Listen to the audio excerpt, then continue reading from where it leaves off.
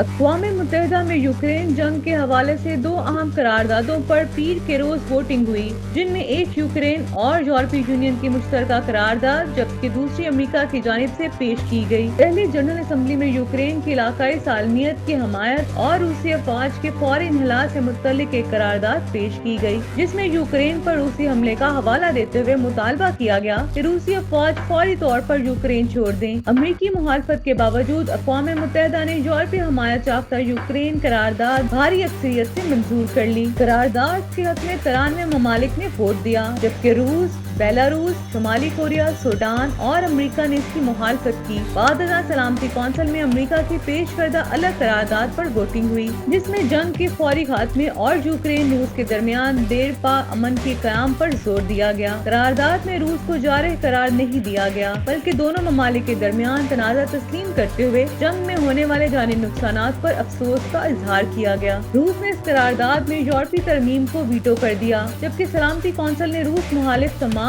یورپی ترامیم مسترد کرتے ہوئے امریکی قرارداد کو منظور کر لیا۔ غیر ملکی خبر ایجنسی کے مطابق امریکہ، روس، چین اور پاکستان سمیت 10 ممالک نے قرارداد کے حق میں ووٹ دیا، جبکہ فرانس، برطانیہ سمیت 5 ممالک ووٹنگ کے ذریعے غیر حاضر رہے۔ اس پیش رفت سے واضح ہوا کہ یوکرین کے معاملے پر امریکہ اور یورپی یونین کے موقف میں نمایاں فرق پیدا ہو چکا ہے اور امریکہ نے روس کے ساتھ ایک نئی پوزیشن اختیار کر لی ہے۔ پاکستانی مندوب عاصم افتخار نے قرارداد کی حمایت کی وضاحت کرتے ہوئے کہا کہ پاکستان امن کے قیام پر یقین رکھتا ہے اور اس کے لیے اجتماعی اور جامع حکمت عملی کی ضرورت ہے۔ انہوں نے مزید کہا کہ پاکستان خود ارادیت کے اصول اور خود مختاری کے احترام پر یقین رکھتا ہے اور کسی بھی ملک کی دھمکی یا طاقت کے ذریعے سرزمین ہتھیانے کی مخالفت کرتا ہے۔ ان کا کہنا تھا کہ اقوام متحدہ کے اصولوں کا اطلاق بلا تفریق اور بغیر کسی دوہرے معیار کے ہونا چاہیے۔